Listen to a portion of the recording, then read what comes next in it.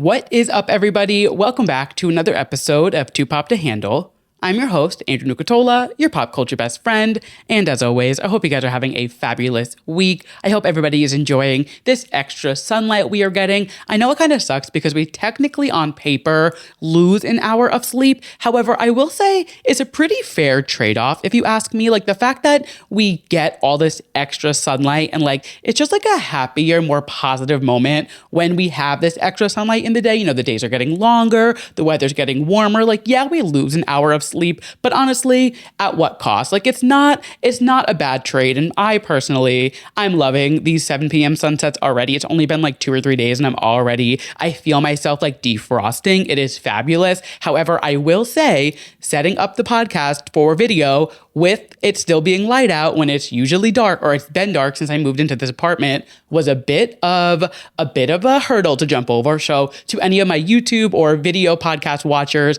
if the lighting gets a little weird, I apologize. Blame daylight savings. We will figure it out as we go. I think we got a good little situation going. I have a fun little lighting setup going. I'm glitz and glam behind the camera. But that being said, hello, welcome. I hope you are all having a fabulous week. We are officially in the new Lady Gaga era and the first Lady Gaga era of the podcast, which is crazy. I know we technically had like Harley Quinn when that came out, but you know what I mean? Like actual true Lady Gaga album is here. Mayhem is finally in our paws, if you will. And my God, my paws have never been higher. I already love this album so much. I went to an album release event Thursday night, which was so much fun. We went to House of Yes in Brooklyn, which I had never been to. But if anybody is looking for just like a really cool, fun place to go dance, I cannot recommend it enough. It was so much fun. They had cool statues everywhere. It was just really kooky and eclectic. Like it was the perfect place to celebrate a Lady Gaga album. They had like the men's bathroom had like this giant statue with all these hands coming down on the urinals. They had like the entryway to the main dance floor had like legs all over it. Like it just had the funnest, kookiest little notes of, I don't even know what to call it. It was so much fun. If anybody is looking for a fun place to go in Brooklyn, House of Yes, add it to your list. It was so much fun. This isn't new information either. I'm just late to the House of Yes party. It was so much fun. And honestly, hearing Mayhem for the first time on a dance floor after having to be in my bedroom in 2020 listening to Chromatica for the first time, it just felt correct. Like it felt like the way that Lady Gaga wanted us to hear her album. And the fact that we had to listen to Chromatica in our bedrooms because of lockdown, it just like, it obviously, I love Chromatica. It is a fabulous album and to this day, I listen to it pretty regularly. But like being able to hear Zombie Boy with a go-go dancer hanging from the ceiling above me and just like having women in cages spinning around above the bar while they're playing Disease, like it was just such a fun experience. And I feel like it was exactly the way Lady Gaga would want us to feel and live and experience this album for the first, second, third, the umpteenth time, however many times. It truly gave me it was such a fun way to hear the album for the first time. And we're going to chat about it in just a little bit. And we will even chat about it more later this week. Hint, hint, nudge, nudge. But that being said, we have a lot to get into this week. Not necessarily going to add this as a story, but I just wanted to update you guys if you did not see. We talked about this last week, but Ariana Grande has officially announced the release date for the Eternal Sunshine Deluxe Edition. She did not take my idea of calling it Of the Spotless Mind, which, you know what? Like missed opportunity on her part, could have been great, but you know, it is what it is. But we are getting 6 new tracks, one of them being a remix, we're assuming, on March 28th. So very exciting. We are starting March with Gaga getting Chapel in the middle and then ending it with Ariana. They are just like, nope, you guys are not going to rest. We are going to give you what you want over and over and over. And you know what? Thank God, it is what we need in this year with everything else going on in the world.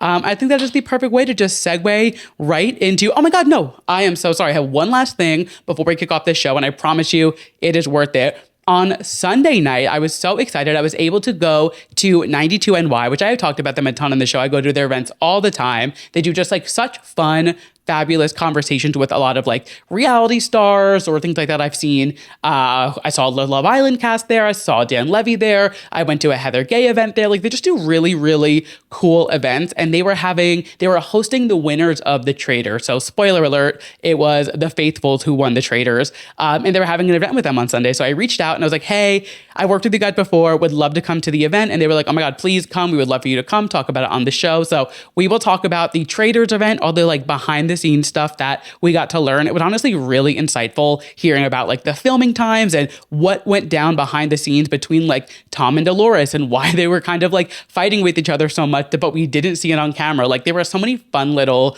insights. So I posted about it on Instagram already, but obviously I had to bring it to the show as well. So later on in the TV recap, when we talk about the Traitors finale, we will chat about that. But just thank you to 92NY. It was so much fun and I cannot wait to dive into this finale. Cannot wait to dive into this event.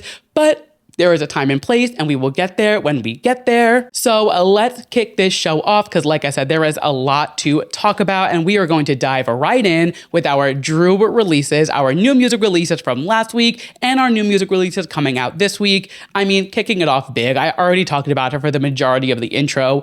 Lady fucking Gaga. Mayhem is here. It is ours. And it is everything I could have asked for in a new Lady Gaga album and more. I didn't realize how much she was going to give to us, like how well we were going to be fed with this album. I mean, I should have Seeing Disease and Abracadabra and like knowing those were like the appetizers. Those were like the singles beforehand. Like I should have known I was going to be very well fed, but like I could not have been prepared for the journey that she took us on with this album. And the fact that Die With a Smile fits so perfectly right at the end, just that cherry on top. I'll eat my words. I was not sure how Die With a Smile was going to fit on this album, if it was going to fit on at all. If you remember when it came out back, God, I don't even remember when Die With a Smile came out. It feels like light years ago now. But when it came out, I was like, oh, this is cute. Just like a fun little thing to hold us over. This doesn't really fit the landscape that I'm seeing for LG7. I was wrong. I will eat my words. It fits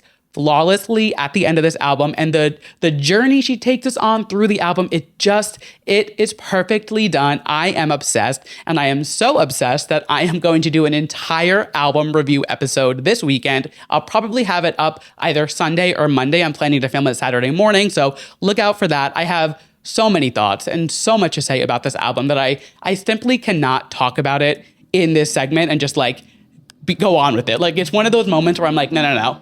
This is our first Lady Gaga album that has been released since I've been recording this podcast.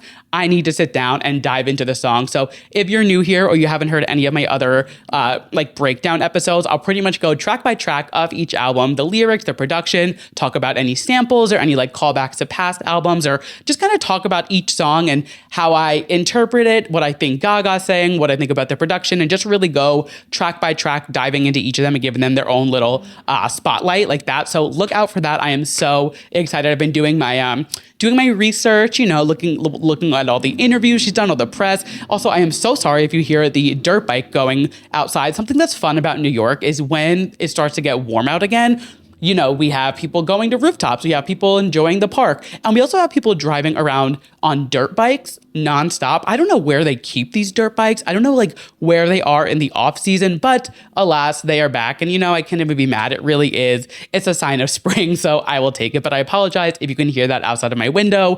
That being said, Lady Gaga Mayhem album review episode coming this weekend, but I'm not going to leave you guys hanging. I'm going to give you guys my top 3 from the album as of right now. I am going to say it is Killa, How Bad Do You Want Me, and Zombie Boy. But if you ask me again this weekend when I record, it will probably be a different track. I truly have every few days I have a different appreciation and love for this album, and it is so good. Killa has sat at that top spot since the first time I heard it, though, I will say. So not sure how much that is going to change. But that being said, we will talk all about this album later this week. Gaga just seems so happy and so confident in the music that she's releasing. This truly feels like a perfect marriage of all of the music she's put out over the last, God, how many years? Almost 20 years, which is crazy to think about her debuting almost 20 years ago. But it really feels like the perfect marriage of all of her sounds, everything she's been through. And you could just tell she's happy. And like I said, we're going to go much deeper into this, but look out for that. Lady Gaga, the woman that you are.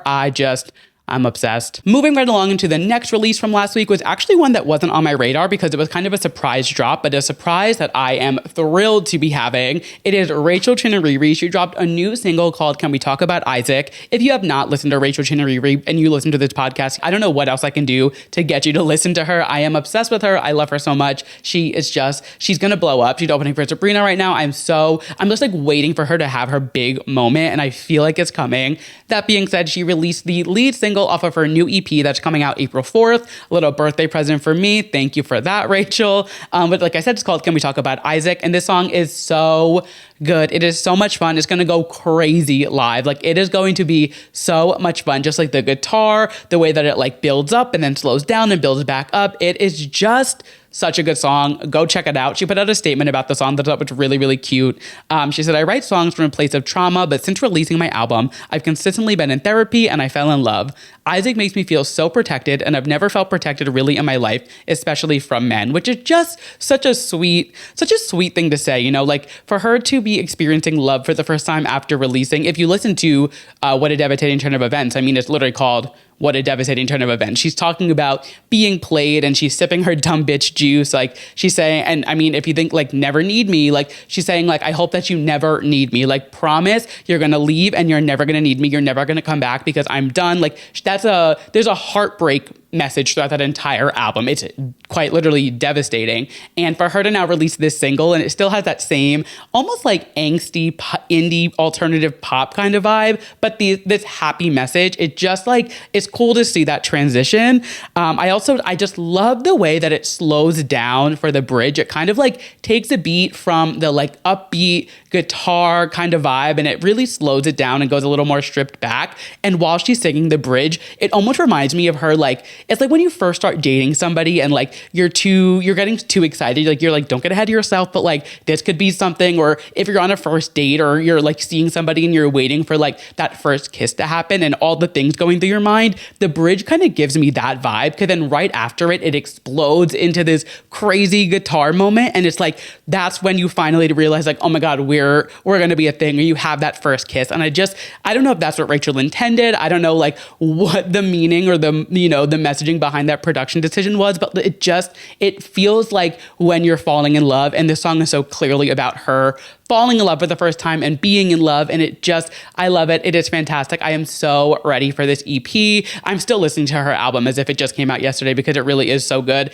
I'm so excited for her to blow up. Like I need her to have her crazy big superstar moment because she truly is just fantastic. And speaking of somebody else who is just fantastic, Doechii. So she dropped Anxiety. Actually, while I was recording last week, I took a second to like take a sip of water, check my phone, and she was like, Anxiety's out in an hour. And I was like, I'm so deep into this podcast, I cannot add a little Doechii moment right now. Like we will talk about this next week. But she dropped Anxiety, which it's so fun when artists do this. This song was a song that she dropped on YouTube back in 2019. And she was obviously just starting out in her music career. It was right around the time that she had gotten fired from her job and starting her YouTube journey. She released this. It didn't really get too much traction. And now it's kind of picking and gaining things back up again. It samples Somebody That I Used to Know, which is such a fun creative decision. That's not a song that you would typically hear a rap over, when you think of Somebody That I Used to Know. But just like anything Doechii does, it's fantastic. It's so good. And hearing that song and knowing she wrote it in 2019 when she was going through all of that, and she's talking about her anxieties and like she can't quiet her mind. There's so much going on, like anxieties taking the best of me. And now looking at where she is now and like, clearly she has just like had this crazy growth over the last few years. It's just such a cool callback and such a nice little reminder that like she's not new to this. She is true to this. Like she's been doing this for years. And again, to have this 2019 release come out now and now looking back at the last 5 years or 6 years rather that she's had, it's a cool little like pat on the back for herself. And it just, people were loving it on TikTok. So it just made sense for her to release it. And she is, if you can't tell by the title, she is the woman of the hour. So we will talk more about her in just a little little bit, but loving this release. Just like, again, such a fun little full circle moment for her. And the final release from last week that we had, I will admit, I did not finish my homework because I was so wrapped up in mayhem. I also accidentally booked myself out for a crazy busy weekend. I was out every single night, Wednesday until Sunday. I don't know who I thought I was, what I was doing. I just was so busy. So when I had time to listen to music, I was defaulting to Gaga because I don't know. I was. It's Lady Gaga. What do you want me to do? So I did not get to listen to the entirety of Ruby by Jenny. However, I did listen to the first half of it, and I'm loving what I'm hearing. It's going viral on TikTok, but like Jenny, where they're like, who wanna dance wanna rock like Jenny? I'm obsessed. So much fun, and I'm just so excited to dive into the rest of it and really give it the full attention that it needs. I didn't want to listen to it and then come on and be like, oh, it was good. And clearly not actually absorb the album. Also, Handlebars with Dua Lipa. That song was so vibey, really, really cool. But again, I didn't really get to give it the full attention that I want to or that it deserves because I'm sure it's going to be a fantastic album. And what I've heard, I'm really liking. So we will pivot back to that next week, maybe the week after. But my content plate was very full with Mayhem just being on repeat. I truly could not turn it off. So we will get back to that. I apologize. I'm sorry. I'm getting an F on my homework this week. It happens. But that wraps up our releases from last week. And moving into this week, we have two very exciting releases. First up, we have FUFN, Fuck You For Now by Jade, who I keep saying I'm just another person I'm waiting to have this big superstar moment. She is so fantastic. So I'm very excited for new music from her. And then we also have new music finally from Chappell Roan coming out on the 13th. We are finally getting The Giver, which is the song that she performed on SNL back in October, November, whenever that was. I'm very excited for the single, do not get me wrong, but I'm going to admit, I think a 4-week rollout, was it? It was a 3 to 4 week rollout for a song that we have already heard was a little much. I don't know that we needed 4 weeks of lead up for this song when it's not even a new song or an album. It's just a single. So I'm very excited. Do not get me wrong. I don't want anyone on here to be like, he's so ungrateful, blah, blah, blah, blah. No, very excited for this new Chappell music. I just do think a 4-week rollout for a song that we've already heard is a little crazy. And I hope she doesn't get used to that kind of mentality or tactic because that we're not doing that. However, very excited for The Giver, very excited for FUFN. We will chat about them next week. And that wraps up our Drew releases, our new music releases. So we are moving right along through the show as we always do. But before we hop into our moments from the week that were too pop to handle, just a friendly reminder that it is free $99 to leave a 5-star rating on Apple Podcasts, on Spotify. It is the best way to help the show. And I would just love to hear from you guys, love to know what you're loving about the show. I also encourage anybody on YouTube, hit subscribe, give me a like, drop a comment. Let's get the conversation going. Let's chit chat. Let's spread the love of Too Pop to Handle. And that being said, let's get into some rapid fire pop culture, some moments from the week that were just too pop to handle. Kicking it off, I know Doechii is the woman of the hour, but Lady Gaga is also partially the woman of the hour because she not only released Mayhem, but she was on SNL this weekend doing double duty for the second time. She did double duty back in 2013 as well, and now she was back for a hosting and musical guest spot. It was her 5th time being the musical guest, second time hosting, but her 5th time being the musical guest, which is crazy. I feel like that's not something that a lot of people can say that they did the musical guest 5 times. So love to see her. She clearly is always bringing something to Studio 8H that they love to have her coming back. And I thought this was a fabulous episode, that it was so stupidly funny. So just seeing Gaga in this acting element of being silly and playing these characters, it was so funny. And I thought her whole essence and aura right now feels so happy. She looks gorgeous. She sounds phenomenal. She just looks so happy. And I'm so thrilled to see that she is in this place because she's obviously been through, some ups and some downs. She's had some highs, some lows. She's really, had we've been watching her in the public eye for, like I said, almost 20 years. So we've really seen a lot of her in the last 2 decades. And it just feels like she seems so genuinely happy with her engagement and her life and where she's at with her music. And it just shines through not only in the music, but in all the press in this SNL episode and everything she's doing right now. It is just so evident how happy she is. But like I said, more about that on the episode this weekend. We're going to go monologue, performances, and then we'll go through some of the skits, not all of them, just I handpicked a few of them. Kicking it off with the monologue.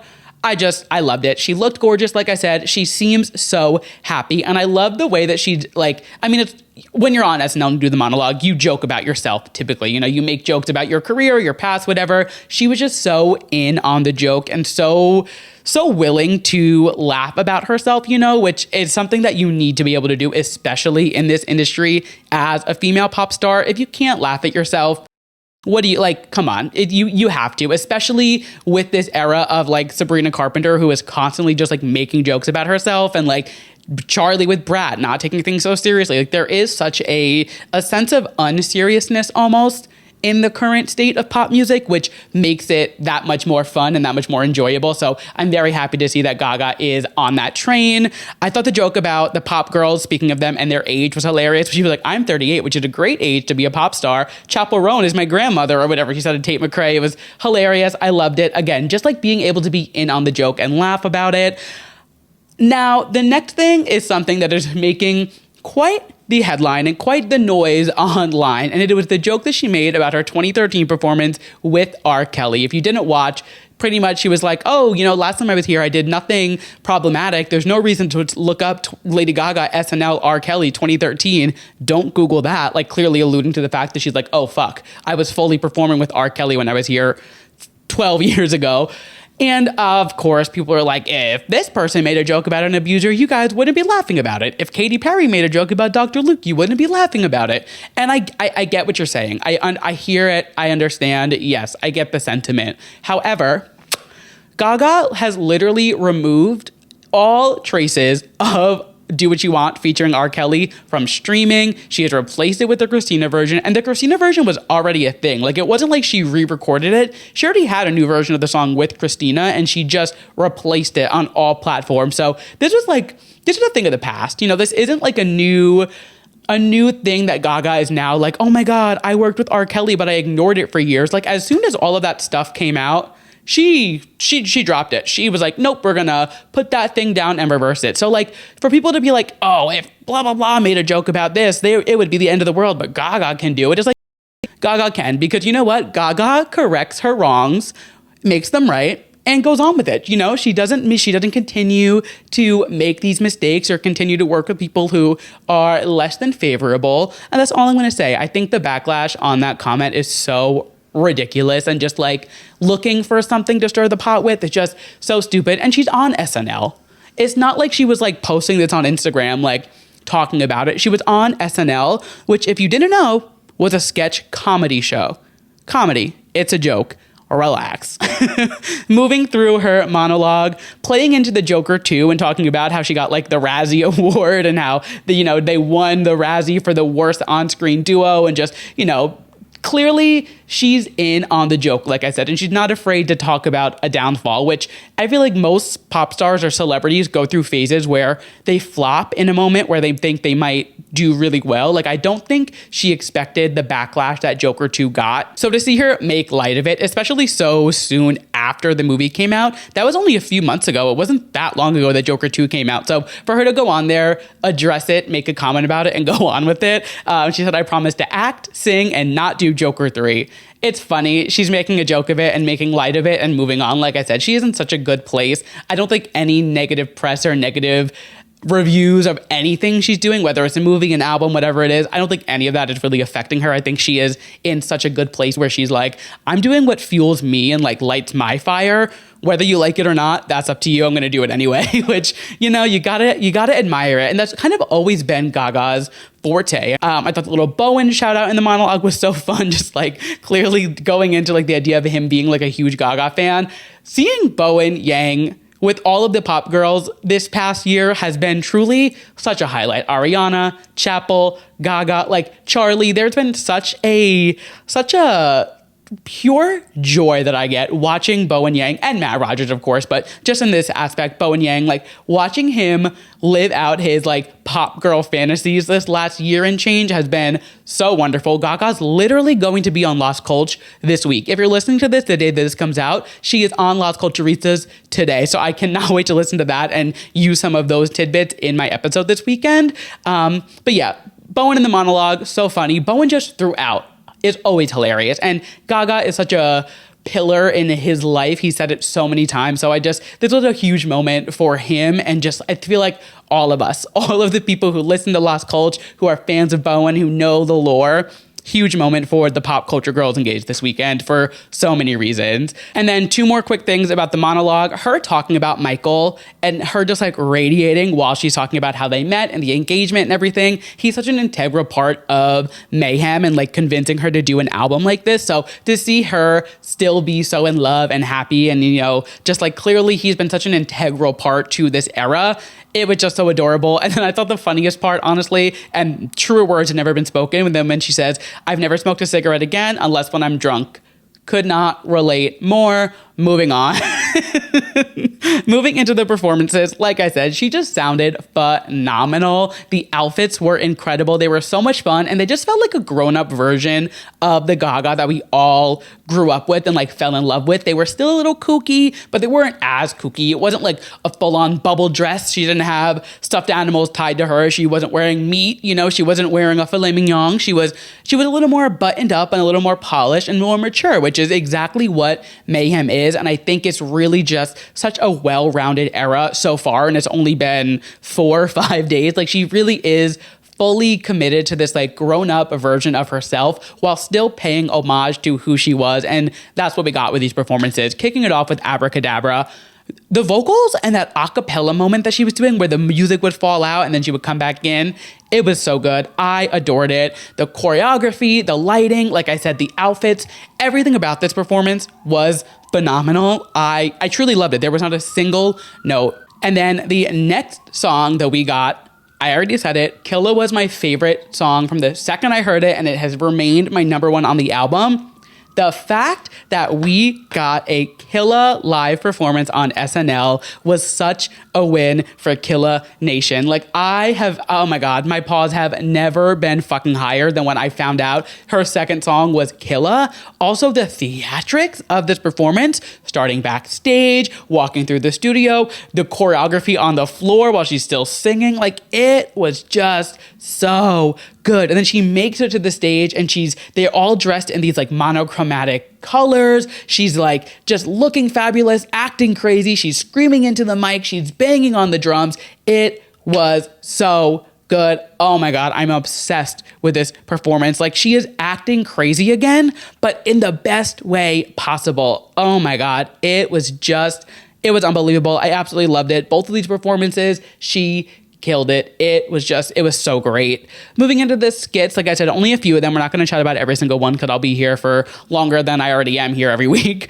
Wonderful Tonight, this skit that was the first date between Bowen and Gaga. So funny, so stupid, and just like the perfect depiction of 2 New York weirdos going on a date for the first time, not knowing anything about each other, and just like having this most bizarre, insane, crazy fucking conversation. Also, Bowen sounded so good singing. I was like, to belt and sing like that in front of Lady Gaga on live television is a ballsy thing to do. And he did it as if it is his job, but like as if it was his job. He killed it. I thought it was so funny. Again, I just love their chemistry. I love the relationship that they clearly have. And I'm sure being on Lost Culture Recess earlier last week just really helped them develop the relationships in each skit. Also the line where he was like, "Oh, I came into some money. I couldn't find a tissue." Hilarious. Just this skit was so well written. I absolutely loved it. On the other hand, A Long Goodbye. This one was so stupid. This is the one with her and Marcello where she's going to, I think it was like culinary school in Paris or pastry school in Paris. And he's like, "No, don't go." Very like Big is moving to Paris. Very much like, oh, they got off the plane and Friends. Like it was, that like tale as old as time, that like love story trope.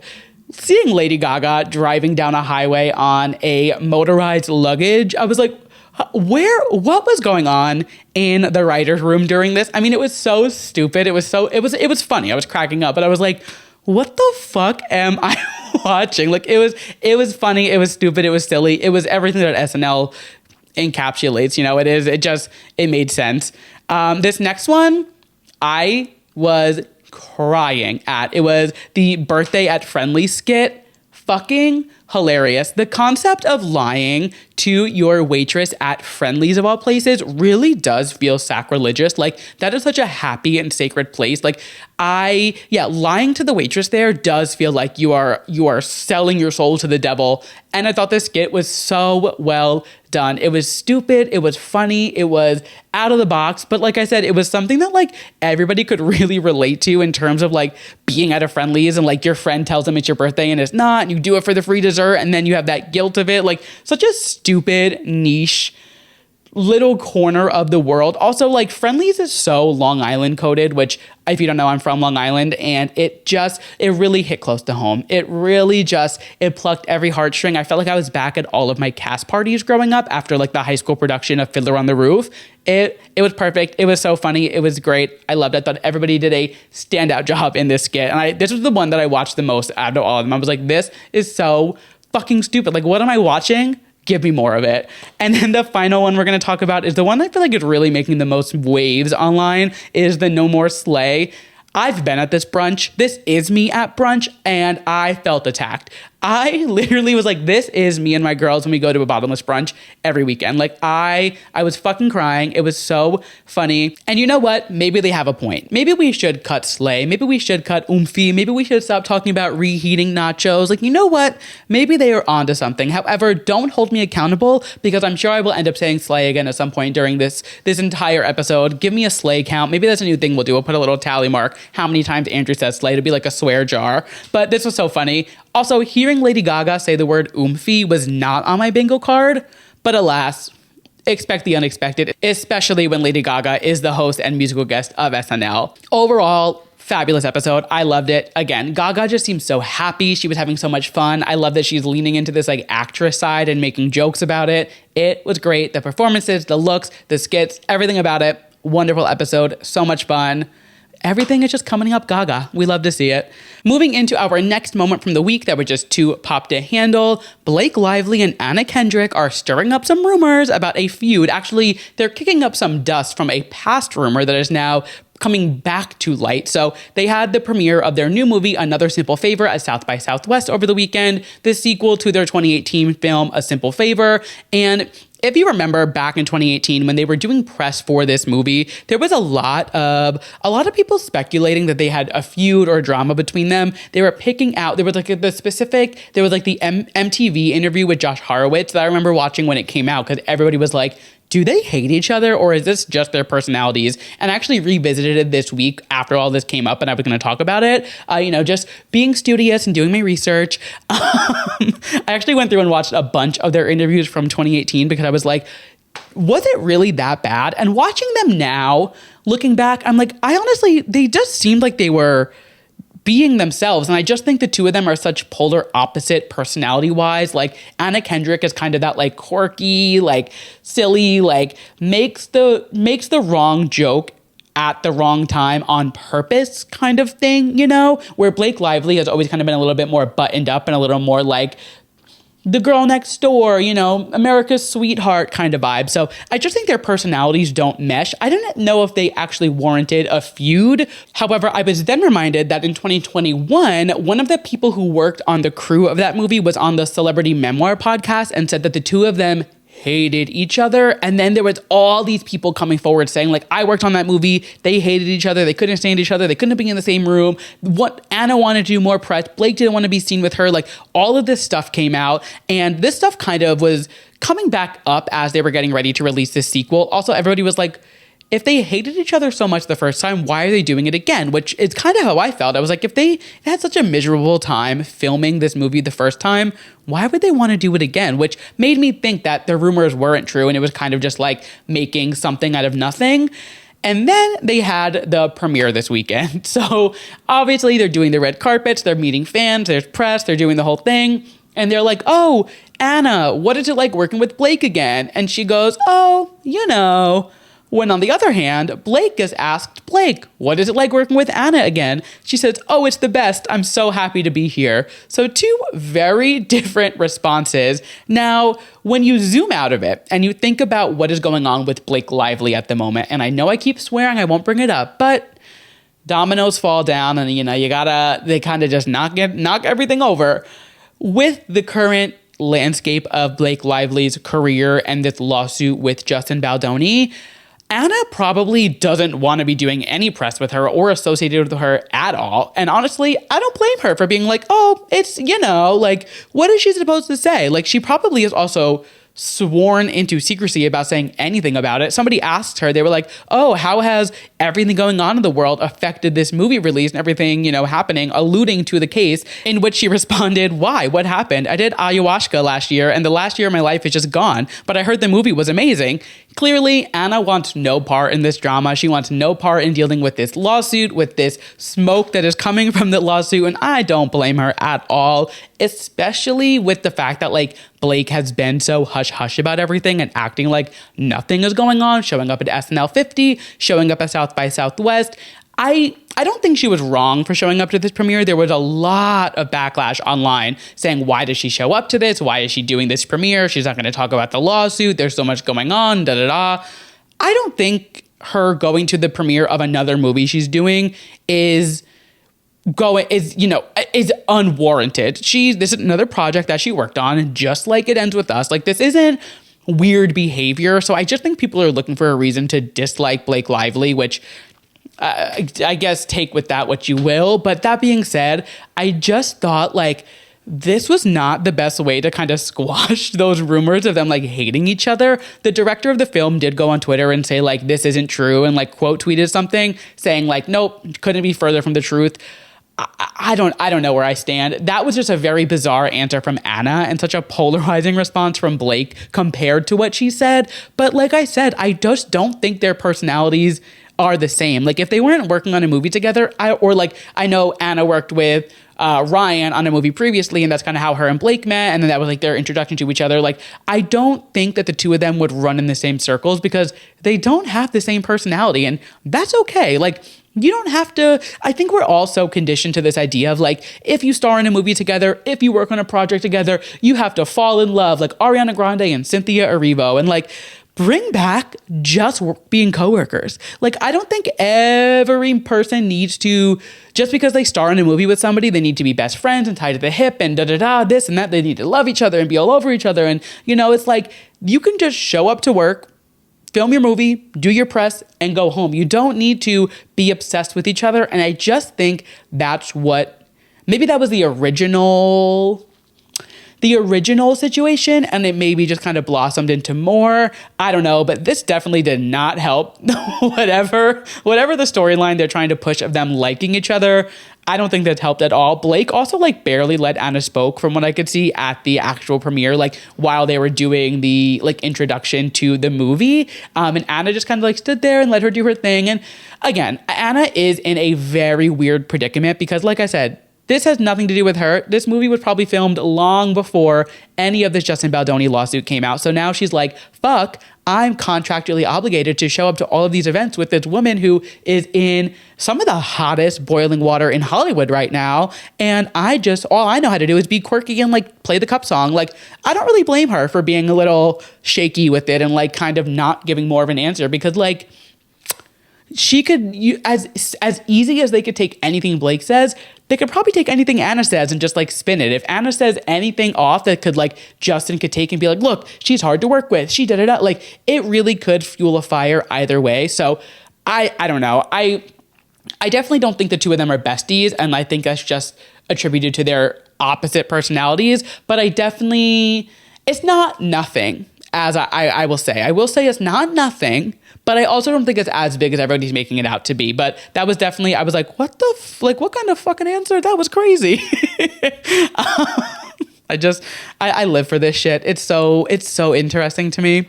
Moving into our next and final moment from the week that were just too pop to handle. A little update from some Wendy Williams news that we chatted about a few weeks ago. I talked about how she called in to the Breakfast Club and she was talking about how she's tired of this conservatorship that she did and she really wants to, like, break free and go on and just, like, live her life. So on Monday, Wendy Williams dropped a note from the 5th story window of the facility that she's in that said, help Wendy. The police were called. She went to the hospital. They took her out. They brought her to the hospital, and she demanded an independent medical evaluation. So evaluation by an independent doctor that wasn't somebody involved in any of the legal cases or any of the tied to her facility. She wanted a clean slate. So she took a competency test and she got 10 out of 10 answers on this test right, which proves and helps her case of the fact that she is not battling dementia and she is able to function on her own. Now, she did say this test was very simple questions. Who is the president? When is your birthday? Very just common knowledge things. And I'm sure there is probably another test or testing that she has to do to prove that she can come out of this facility, especially how deep into this she is. But I do think this is definitely a very good sign for her and can definitely help her case more than it can hurt it. While she called into the Breakfast Club today again, they were like, all right, can this actually be used to help you? Or is it just kind of you did it to rest your case and prove to everybody else, but can't be done in a legal document? And they assured her that this can be used in court because it is an official medical test. There's, it's like I said, that independent doctor that she used, it is fully able to help her court case. So hopefully we are seeing a free Wendy Williams in the near future. She is also scheduled to appear on The View this week, which is her first time appearing on the talk show in years. So I'm curious if it's going to be dialed in, if they went to her facility, if she's going to be at the studio. I don't know. It's the episode on the 13th. So that is Thursday, I believe. Yes, that is Thursday. And The View films live. They do pre-tape some things. When I went to go see Lindsay Lohan on The View, it was a pre-taped session that they filmed after. But typically it is a live show. And with all of this happening with Wendy this week, I would see her calling in or being there live. So we will see. I don't know. I'm very curious to see how that goes. But it will be nice to see Wendy back in our TVs for the first time. I feel like it's a long time coming. And I really am rooting for Miss Wendy. Just like I said, when I did that first episode in that segment, I was seeing what happened to Britney Spears over the last few years, even Amanda Bynes, we've seen the ugly side of these conservatorships and how they get ugly so fast. So I am very happy to see that she is fighting for herself and she's fighting for her own rights because she said, she's I just want to be free. I want to go buy my dad a birthday gift at Sephora. I want to just be able to go shopping, sit in my apartment and live my life. She's not asking for much. So that was a fun little update. And obviously had to give you guys an update. I love when we can, bring happy updates to a story. I hate to bring negativity to the show. And moving into our main point of the show this week, the woman of the hour and the woman of the year, according to Billboard, Doechii. So there's no denying I have been obsessed with Doechii for quite some time now, and she is just already having a killer year. We are 3 months in, and 2025 is already her year. She won her Grammy. She had a killer moment at Milan Fashion Week. She opened the fashion show, and then she performed at the end with JT. Such a good performance. She pretty much shut down an entire street in Paris last week because she was like, oh, I'm having a meet and greet. Come meet me. And the entire block was literally full. She was like, I did not expect this many people to show up. Not to mention her just show-stopping moments at Paris Fashion Week last week. She was front row at so many shows, dressed so fabulously. She truly looked incredible. I wrote about it in my newsletter this weekend. So if you're not subscribed to my Substack, I'll have it linked down below. But it was all about Doechii, not all about, but she was the main point of the newsletter. So go check that out. I have all the looks linked there. It's just been it's been such a fabulous year to be Doechii, and it just appears that it is not stopping anytime soon, as it should not stop. Yesterday, it was announced that Doechii will be named Billboard's Woman of the Year. So every single year, Billboard has this event during Women's History Month, which, oh my God, happy Women's History Month. I haven't said it to anybody on this podcast yet. Who the fuck am I? Happy Women's History Month to all of my fabulous ladies out there. Oh my God, I am a terrible ally to women everywhere. I'm so sorry. That being said, Doechii is Billboard's Woman of the Year. So they released a statement saying Doechii is taking pop culture by storm, this year becoming the third woman in history to win a Grammy Best Rap Album and dazzling fans of every musical genre with her breathtaking performances, ultra-candid lyrics, and utterly unique sound, style, and spirit. We are thrilled to celebrate Doechii and cheer on her continued success. So just such an honor. I mean, Billboard is it's Billboard, it's the charts, it's where people get their stats from, it's what people aim for. They want a number one song, they want a number one album on Billboard. So to be named Woman of the Year is huge, and she's so women empowering. You know, she is somebody who is so forward about women and women's rights and like, you know, not letting a man or anybody kind of like step you down or take away your, I mean, if you listen to Denial is a River, she's saying, she's like, my ex literally broke into my home, smashed all my shit, was cheating on me. Like I had all this stuff go on because of a man. And now look at her now. You know, she was torn down by a man and now she is killing the game. And I mean, just seeing a Black queer woman winning the way that she is, Doechii identifies as bisexual if you didn't know, seeing her just like have this moment, and she's part of these marginalized groups. You know, this is especially in today's climate, today's society, and like politics wise, like she is not, you know, she's not really given the fair hand because of all of these factors about her, which obviously totally fucked up. And I hate that I even have to say that, but she really is coming out on top despite all these odds. And that's just something to celebrate in any capacity, you know what I mean? So Billboard Women in Music will air live on March 29th. It will be hosted by Laverne Cox. They're also honoring, these are just a few of the people I picked. Erykah Badu is getting the Icon Award. Glorilla is getting the Powerhouse Award. Gracie Abrams is winning Songwriter of the Year. Jenny gets Global Force. Meghan Trainor gets Hitmaker of the Year. Tyla gets the Impact Award. So huge names. There are only a few of them. I didn't list all of them out, but just very exciting. And we love to see Doechii getting this incredible accomplishment. Back in 2023, she won the Rising Star Award at the Billboard Women in Music Awards. So to see her get that 2 years ago, and now she's getting the big coveted award at the end of the year. I mean, Taylor Swift, Lady Gaga, like there's been so many major pop stars getting this award. So seeing Doechii take this home is so exciting, and I could not be prouder. I also just feel like at the Billboard Women in Music Awards every year, we get like some just like fun little moments. Last year we had Charli XCX debuting So I, which was such a switch up from what she was releasing from Brat, but just like such a beautiful tribute to Sophie. Obviously that song is very personal to her and very emotional. So we got that performance. We just have gotten so many cool pop culture moments, and you guys know I will uplift women every chance I get, and women are really all I listen to anyway. So just a fabulous night for anyone who loves pop culture. On the topic of Doechii, because like I said, she is the woman of the hour, she had probably the biggest and most coveted stamp of approval over the weekend and got to perform with no other than Miss Lauryn Hill. That is such an accomplishment. Like that is top of the resume shit. That is what you lead with. You don't lead with the Grammy. You don't lead with the Billboard stats. You don't lead with album numbers. You lead with, I performed with Miss Lauryn Hill. The fact that Lauryn showed up to this performance to begin with is already crazy enough. Like the fact that she was scheduled for a performance and she showed up is crazy. And then the fact that she brought out Doechii to perform with her, that truly is the biggest stamp of approval any female rapper could get. Unbelievable. I woke up and I saw that and I was like, am I dreaming? This is fucking crazy. So Miss Lauryn Hill was scheduled to perform at the Jazz in the Gardens Festival in Miami over the weekend. And while she was performing Do Up That Thing, she said, I want to introduce y'all to another sister. Give it up for Doechii. And Doechii came out and performed the song with her, which is probably one of, if not Miss Lauryn Hill's biggest songs, one of her biggest songs. So just to share that stage with her in any capacity is phenomenal. But to perform that song with her is it's just such a fucking moment. I truly watched this like 4 times when it happened. I think it was Saturday night into Sunday. And I was like, this is crazy. Like we are watching something crazy happening in front of our eyes with Doechii. I've been saying it for a while, but we are truly witnessing something so great and just magical. It is so wonderful. It is so fabulous. And I am rooting for her in every single capacity. So she ended up posting about it on Instagram because like, duh, of course you're posting about performing with Miss Lauryn Hill. And she said, the first full-length album I ever listened to was The Miseducation of Lauryn Hill. My mom would play it from top to bottom every day on my way to school for years. I would sing her songs as if I wrote them, imagining myself on stage.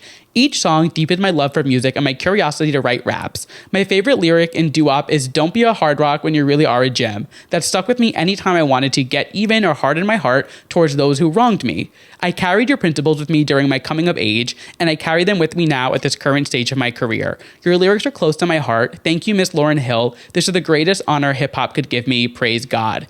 And she said it perfectly. Like, that is such the greatest honor. Miss Lauryn Hill is such a coveted artist in female rap and rap in general. She's the first woman to ever win the Best Rap Grammy for Best Rap Album, Just unbelievable. And then you just layer on like Doechii just became the third woman to ever win Best Rap Album at the Grammys this year. Like it is just, phenomenal.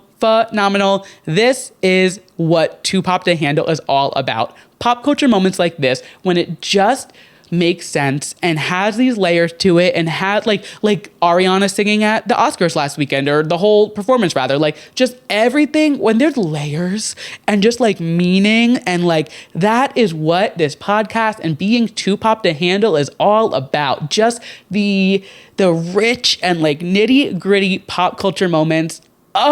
I just live for this shit. It just warms my heartstrings. I just love it. And again, seeing Doechii have this crazy come up in the last year, and it looks like it's overnight success, but she has been through it. I mean, she literally got fired from her job in 2019, started a YouTube channel, started posting songs, started doing like, her thing. And it has just showed that hard work, competence, and persistence pays off.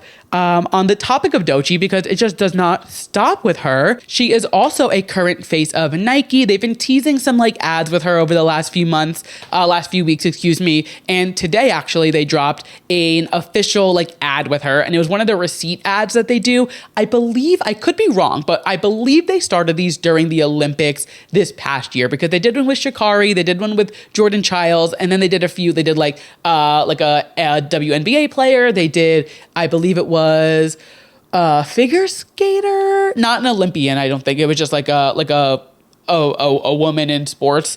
I don't do sports, so I could be butchering this, so I apologize. But I know that they had Sha'Carri, and I know that they had Jordan Childs on it. So Doechii did this, and if you're unfamiliar with this marketing ad that they do, they have the woman sitting in the middle of the camera, and they hand them this receipt, and it is very long, and it just lists out all of their accomplishments, and essentially they just read it. And I mean, when it's Nike, they really are just kind of like promoting the best of the best. They want that, they have a name and a what's the word I'm looking for? They have a reputation, to keep up. So they always are really getting like the creme de la creme of people to kind of promote their brands. And then, like I said, on the receipt, it has all of their accomplishments, whether from the last year or just in their lifetime, things like that. And so they captioned it saying, "Too official to ever need validating, but we printed Doechii's receipt just to remind you anyway." And then on the receipt, it just had a ton of her accolades: 2024 Variety Hitmaker, Hip Hop Disruptor of the Year, which is an award that they made for her. It was like Best Rap Album at the Grammys, third woman ever to win that award. All of her like Best New Artist, breaking, the whatever they call it. There's so many awards, and she'd won so many, and it just was a fun way for her to look back on the last year or two of her life, where she'd really started to get this recognition, and let alone being all of it printed on a receipt, just looking at everything else that she's accomplished over the last 4, 5, 6 years, when she, like I said, started out as somebody who got fired from her job, picked up a camera, and just started making YouTube content and making music and figuring it out. And now she is winning Grammys. She is performing with Miss Lauryn Hill. She is doing all of these incredible things. It's just like it's one of those stories that you look at and you're like, this is greatness in front of us. We are watching somebody, oh my God, there's a fly. Whenever there's a fly in my shot, I get so offended, because like I pay a lot of money to live in New York, and this bitch gets to live in Manhattan rent free. Like, how do I charge you for your half of the rent? Because like, get out of my shot, get out of my podcast, get out of my apartment. What the fuck is going on? Anywho, back to Doechii. It's so fun to watch somebody who, she says it all the time, she's like, I literally grew up in Tampa, Florida. I grew up in a neighborhood that nobody comes out of in terms of like stardom. It's not LA, it's not New York, it's not Miami, it's not Chicago, it's not a big city. I mean, Tampa's a city, but you know what I mean? It's not one of like the big cities, I would say. And she's like, I came out of there, out of the swamp, as she says, and just chased her dreams. She followed what she wanted. She had her mindset on a goal, and now she has collabed with so many artists. I mean, SZA, Tyler, the Creator, Kendrick is calling her the greatest thing in music right now. She opened for Beyonce on the Renaissance World Tour for one show. Like, she has truly accomplished so much in her career so far, and like, and seeing just the buildup of her career in the last few years, I kind of jumped on the Doechii train late 2023, I will say. I kind of started listening to her like the latter half of the year, and then I saw her at Jingle Ball, and my boyfriend was actually a huge fan of her. And I knew her, I was familiar, but I wasn't like that into her. And he was like, we have to get to Jingle Ball early because we have to see Doechii perform. I think she was the first artist to go on, which is crazy to think about now because she would probably be headlining it, if not being one of the last people on that stage. And that lineup was so good. It was SZA, Olivia Rodrigo, Sabrina Carpenter, One Republic, Cher, like big names at this show. And Doechii was there opening the show and she killed it. And after I saw her on stage, I was like, she's one to watch. And we saw her at Gov Ball last year, blew me out of the water. She just gets better, and I am so stoked to see like what's in store and what is next and where she just brings this next phase of her career, because it's like what is next, you know? Like the world is truly her oyster, and she's already accomplished so much so early in this career. I'm still crossing my fingers, I'm crossing my toes. I am hoping she gets announced as the opener for Kendrick and SZA's tour, because that would just be unbelievable. However, I do think she might be a little too big to be opening for a tour. I think she kind of needs to do an MSG type tour, like an arena tour herself, because when she originally toured Alligator Bites Never Heals, it was at like smaller kind of theaters, and she's just kind of like skyrocketed since then. So I do feel like it deserves its own arena tour moment, but I would love for her to open up for SZA and Kendrick. We will see. My fingers are crossed. But yeah, it was time for me to dedicate an episode to Doechii. Like I feel like I talk about her almost every week at this point, just because I'm obsessed with her. She was one of my top artists last year. I'm so stoked to see where she goes in the next few years, next month. I feel like by tomorrow, she's going to have something crazy to announce. Like it is non-stop with Doechii. Like she is just killing it. She is everywhere. I don't know how she's everywhere. She literally is at this event, at that event. She's here. She was there. She just saw that she was in New York for a fashion show. She is everywhere. It is incredible. She is the moment. If you are not on the Doechii train yet, buy your ticket, get on board. She is one to watch. She is the one to watch right now. Ugh. I love her. I could talk about her forever. I really could. But we don't have forever. And our TV recap this week is juicy. So let's move into our TV recap. We are recapping Drag Race and Traitors. We're going to kick it off with Drag Race, and then we'll chat Traitors. And like I said, we have a lot of fun little tidbits to chat about with Traitors this week after going to that event. So it is another day in the workroom. I did not recap Drag Race last week, so it feels so good to be chatting about these divas again. And my God, this episode of Drag Race was wild. Fucking wild. We have the villains roast. The girls they're showing off their shadiness. The library is open in a bigger capacity than just the reading challenge. And we are roasting Candy Muse, Plain Jane, and Mistress. So the girls are given this task to roast these villains. Jules won the runway last week, so she gets to pick the placement. And somehow she gave the girls what they wanted for the most part, and they were still mad. I was so confused at that whole conversation with Lexi literally saying, put me last, and then she gets put last and she's still not happy with her placement. I understand the inner saboteur and her being upset that Susie was ahead of her, but like, you asked to go last. You can't get what you want and then still bitch and moan about it. Like, and I understand she's in her head, but like I was like, Lexi, what are you doing? And I loved Lexi this entire season. She was my original front runner. Now I think she's like my second, but next to Anya. But I just was like, you know, I'm no mathematician, but 2 + 2 is 4, and this does not add up. However, the bigger issue this episode was Arietti, and that is really the juice of this recap, because the way that she acted on this episode, it was not funny, it was not cute, it wasn't shady, it wasn't petty, it was just rotted. It was so distasteful and just like completely turned me off to her. So Jules ends up putting her second or third, I forget, but she puts her right before herself. So essentially, she's putting Arietti before her because she doesn't think Arietti is going to be good. And in her defense, I would think the same thing. And now, hear me out. I understand not everybody is going to be a comedy queen. You don't have to be. You know, not everybody is going to be Bianca Del Rio. That's fine. However, if you're going to RuPaul's Drag Race and you are gunning to be America's next drag superstar, you at least have to have that fake delusion that you are funny and tell yourself this. And it could be kind of like a Lexi situation where it's her inner saboteur just coming out as like a rotted bitch. But the way that she acted and the way that she was just saying, like, I'm not funny and you put me before you because I'm going to bomb, you set yourself up for failure. You are literally setting yourself up to have a shitty roast because you were speaking it into existence. And it just was like, you kind of got what you deserve. Spoiler alert, she goes home. Like, the way that she acted this episode was so just like, I don't know. And like, if you aren't funny, fake it, own it, like own into that, lean into it. Like you can do a lot by not being funny. You can still find like one or two things and make it work or work with the judges. Like there's a way to do it. And the fact that like even at that table read, she was already like throwing a fit. She was like throwing a fit in the workroom. She moved her station. And then for her to go and steal Jules's jokes and not even make them land. Like, not only did you just steal your sister's jokes, you didn't make the jokes land. And now she's going to go up on stage and bomb because she can't repeat the jokes that you just said because the judges don't know that you looked over her shoulder and stole her jokes. And the fact that Jules didn't bring up Arietti stealing her jokes once in front of the judges or the girls, if I remember correctly, I'm pretty sure she didn't bring it up to anybody. She just like said in her confessionals. The fact that she kept that whatever, like she could have aired her out. And instead she just ate it. She went out there, did her thing.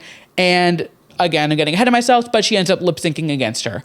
However, the way that Arietti acted, that was so just, like it really was. I've been liking Arietti. Her runways have been killing it. Her runways have been exceptional this season. They truly have been unbelievable. But the way that this kind of panned out made me so turned off by her and just really was like, wasn't a good look. I don't know. I don't know. Moving into the roast, Lydia was hilarious. Lydia had me cracking up, and I honestly did not expect her to be as funny as she was. It was hilarious. The oscillating fan joke, the Corey King joke, she really just like completely came out of the woodwork with these jokes and killed it. It was hilarious. She was phenomenal. I also thought Lana was really funny, and Lana has not been doing the best this season, which was really upsetting because she was the one that I was rooting for almost the most because I have to represent New York, and I've seen Lana live before, and she always puts on a killer show, but you know, it doesn't always translate over to TV. However, she was great this week. It was a really good week, not on the runway, but in the main challenge, she killed it. Also, no surprise, I thought Anya was wonderful. She opened the show. As soon as she got that assignment, I was like, she's going to kill it. She hosted RDR Live and knocked it out of the park. She was going to do great. She is just destined for greatness, I think. And if she doesn't get the crown, I will truly be shocked. There's going to be a crazy twist for Anya to not at least get top 4, top 2, and the crown, in my opinion. But I'm getting ahead of myself. Moving into the runway category is who wears short shorts. Anya, I loved. I thought it was really, really fun. She just had a great episode. She was funny during the roast. She had a great runway. I love the denim. I love like her unzipping the top of the short shorts and it like exposing the denim bra. It was fun. Was it crazy? No, but I liked it. It was definitely a safe look. Arietti, like I said, she's always bringing an exceptional look to the runway. However, the way that she acted this episode, it just turned me off, but this look was fucking good. It was so good. The headpiece, the sleeves, I love the long sleeves with the short shorts. It was a fun play of length. She really does kill it with the runways every week. So at least she has that. Jules loved this color on her, that like green kind of color, that like muted color on her. Loved it. She looked gorgeous. I loved the hair with like the bows in it. This was really fun and a really like a different runway decision to go with than everybody else was going to go with. I think this was really smart and she looked really, really good this week. Lana Jarret. I'm going to put my laptop down. What the fuck were you doing? I understand a reference. I do. I get it. I understand wanting to make a reference and you're this fashion girl and you always look gorgeous. Don't get me wrong. But if you really thought you were going to walk onto that runway in a white tank top, an army green shawl, and a red hat that could have been a MAGA hat, and you weren't going to get read to filth for it? Girl, have you watched the show? Have you seen the show, Tamar? Like, what the fuck? I was like, she's joking, right? Like, you just did so good in the challenge. You killed that challenge, the roast. You did such a good job.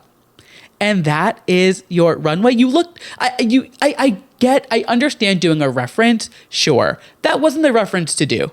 It wasn't the reference that was going to make everybody gag. I was watching was it the pit stop? I think it was on the pit stop. And they were like, she thought she was going to have like the Carrie Colby J-Lo dress moment that she had because everybody knows the J-Lo Grammy dress. Like, I'm pretty sure it's the reason Google Images exists.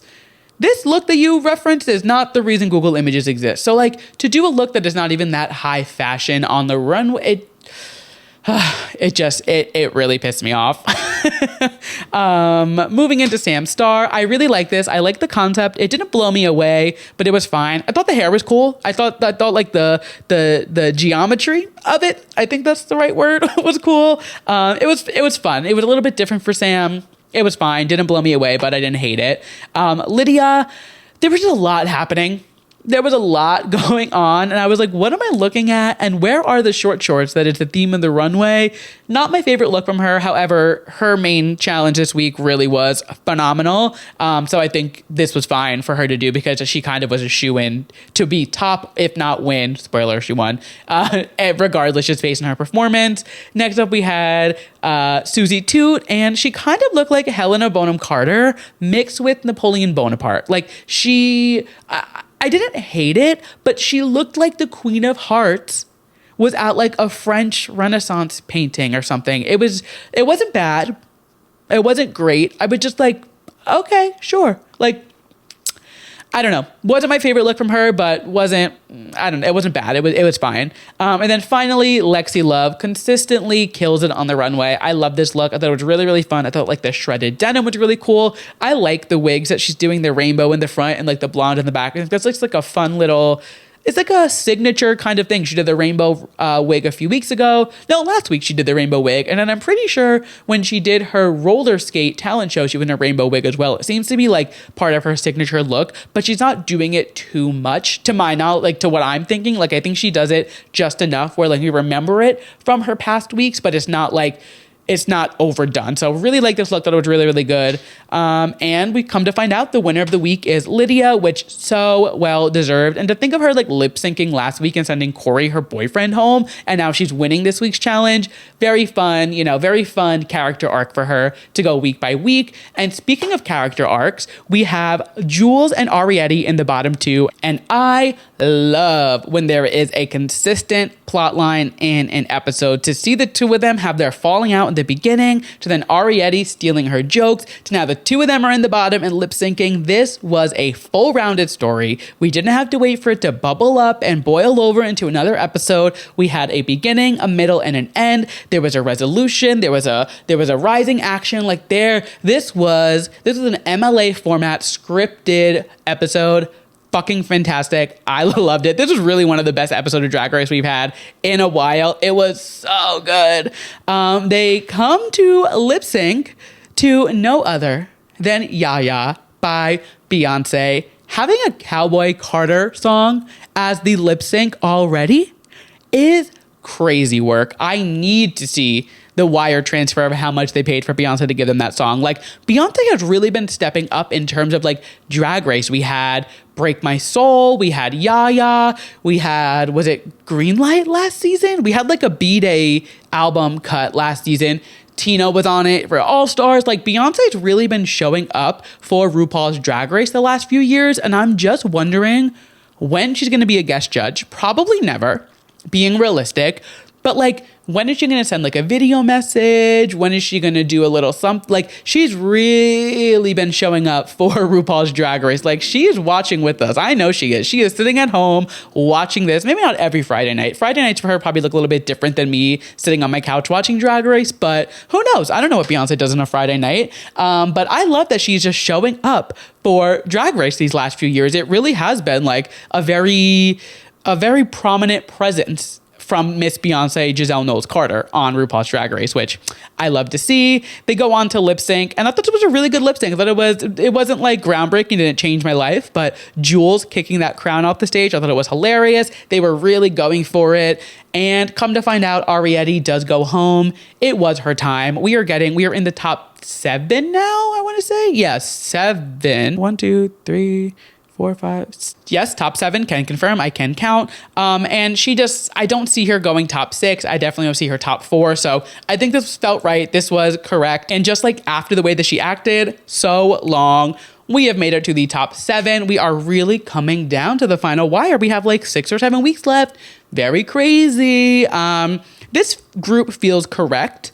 I do think Lana and Lydia will be out in the next 2 weeks. I do think they are the 2 to go home in the next 2 weeks. And then it comes down to Anya, Jules, Sam, Susie, and Lexi top 5. And then from there, I'm not sure. Then from there, I'm a little like, I do still think Anya, Jules, Lexi, and Susie. No. Anya, Sam, Susie, Lexi, top 4 is what I'm predicting right now. And I think that's pretty close to what I predicted a few weeks ago. Yeah, Anya, Sam, Lydia. No, oh my God. Anya, Sam, Lexi, Susie. Reading all of their names in a list with my notes, it's very hard. It's a lot going on. But that is what I'm thinking top 4. We have a few weeks till we find out. We will keep recapping it every single week. And moving into our Traitors recap, our finals Traitor recap, because it was the finale.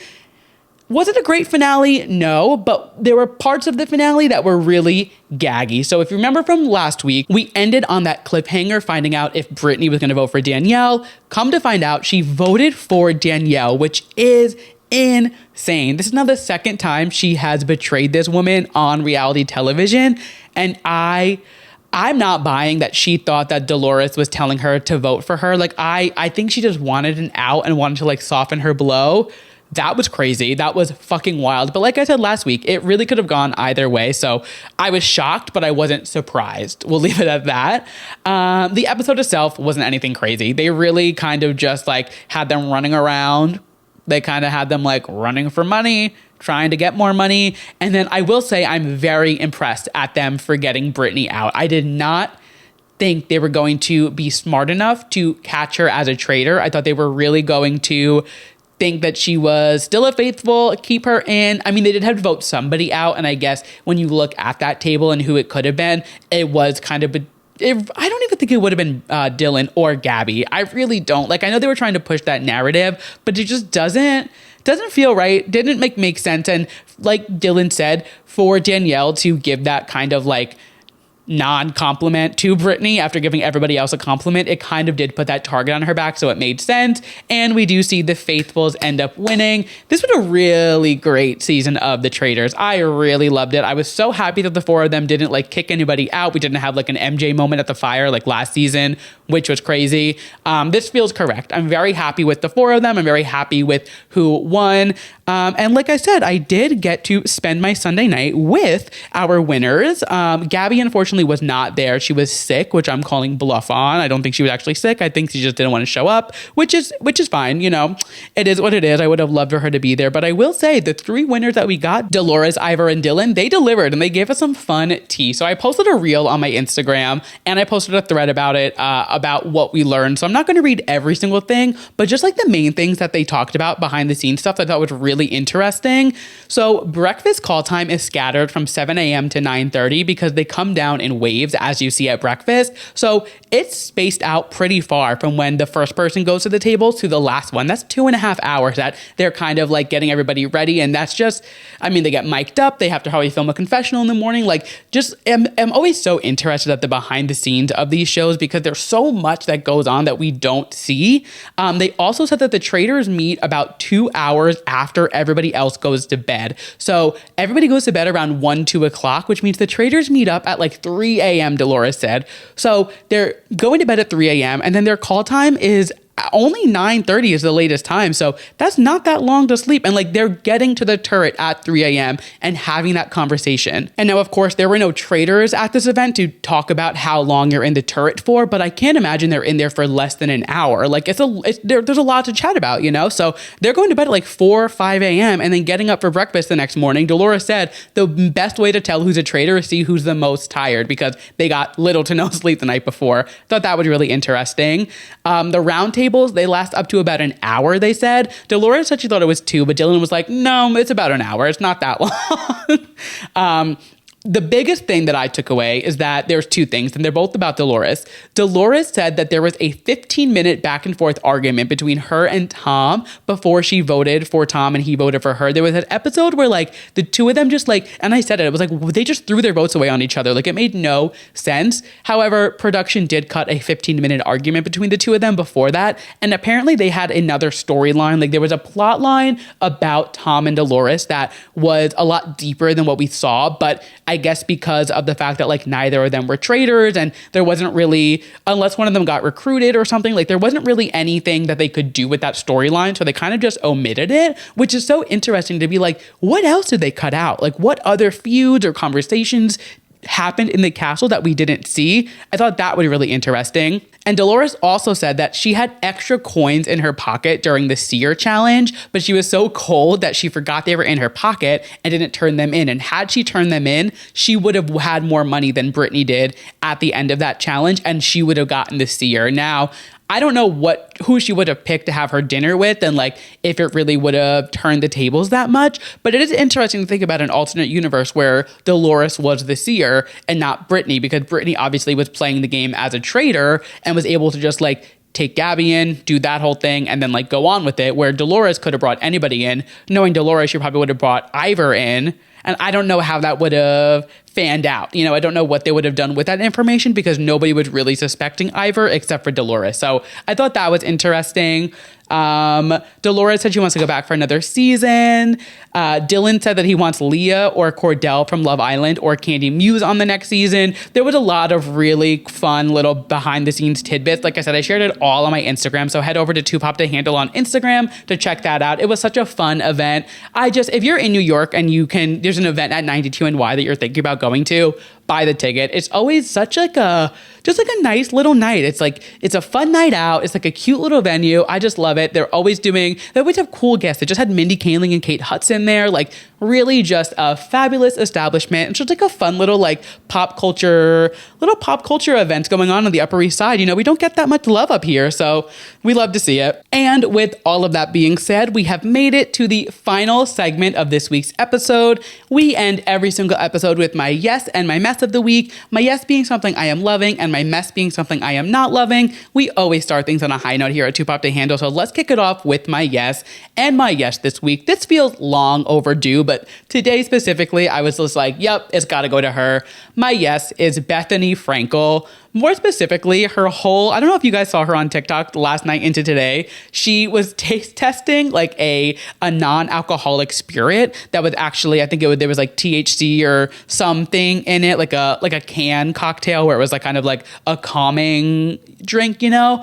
And somebody on her team was like, oh, it's ready to drink cocktail. You can just pour it in the glass and drink it. So she poured 4 servings of this beverage into a glass and then proceeded to take a bath and was like, I was in my bath and I was just so relaxed and just felt so good. Yeah, because you just fucking drank 4 servings of this non-alcoholic alternative drink. And it was so funny. And she's really been she's always been having a moment on TikTok. And I will say, when I watched Roni back in the day, like the OG Roni, she was my favorite then. She's my favorite now. They could never make me hate her. I know there's a lot of people go back and forth with how they feel about her. I, for one, they will never make me hate Bethany Frankel. There is just nothing in this world that could make me dislike her. I think her TikToks are hilarious. She actually just launched a new website today, I believe, or she's getting ready to launch it, called The List, which is very exciting. She's always just giving like really good reviews, good recommendations. She's just funny. She's consistently funny. She doesn't give a shit. She doesn't give a fuck about what anybody thinks. She does what she wants. And honestly, it's very admirable. And so it was about damn time that Bethany Frankel was my guest this week. It was a long time coming. And moving into my mess for the week, Armie Hammer, when are you going to just stop talking about any type of dating life that you have?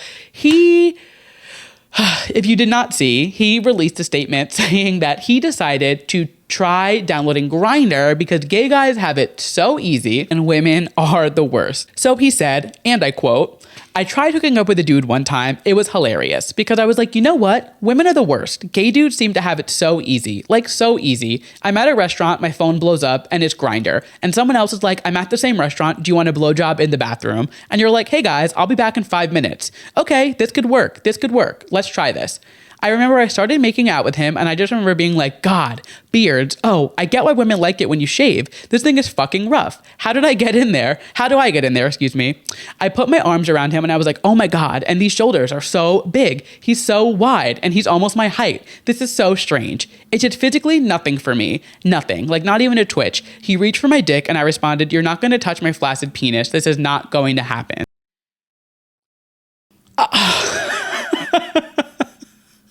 What? I mean, if it wasn't crazy enough when he was admitting to wanting to eat people in their Instagram DMs a few years ago, why did you think this was a good statement to release? Like, why did you think to share this story? Truly, answer me quickly. Because like, did you think this was going to like get a fun response? Did you think this was going to get you like the gays on your side? Like, it was, I don't think there's anything homophobic. I mean, saying gay men have it easy is a little crazy to say that. Like, sure, yeah, you can like download an app and get fucked whenever you want. But like to say that gay men have it easy is probably one of the craziest things you could say, especially in today's political climate. And with the history that Armie Hammer has, it doesn't help your case. And I just think you should probably zip your lip and stop talking about any dating, relationship, sex life, anything that has to do with you and another person romantically, physically, sexually. Just keep it in your brain. Keep it up here. Zip your lip, put a padlock on it, throw away the key, and just move on with your life. Because every time you open your mouth about anything other than a project you're working on, it just backfires. And I read this and I've almost never been like, this is my mess. Like I've never reacted to something being a mess so fast in my life. I was like, nope, copy, paste, put it in the document because this is just something else. And with that, we have made it to the end of the episode. Thank you guys so much for listening to this week's episode of Too Pop to Handle. If you liked what you heard and you're listening to us as a podcast, make sure you leave me a 5-star rating, leave me a review. It really helps the show so much. If you're watching us on YouTube, make sure you leave me a thumbs up, drop a comment, hit subscribe, do all the things except for dislike. If you are interested in some more pop culture moments from the week that are just too pop to handle between episodes, make sure you head to the description and click my link for my Substack. I'm sending out weekly newsletters of some extra pop culture moments that just didn't really fit into an episode, but I still feel like you need to know. Again, remember, I will have an extra bonus episode coming out this weekend, either Sunday or Monday. I'll have it all on my socials when I record and when I'm deciding to post it. So look out for that. It's going to be all about mayhem, track by track. I am so excited to dive into this album. Holy shit. If you would like to follow us on socials, we are at Too Pop to Handle. If you'd like to follow me, I am at Andrew Nucatola. Catch my breath. Whew. And with that, I will catch you guys next week. Bye.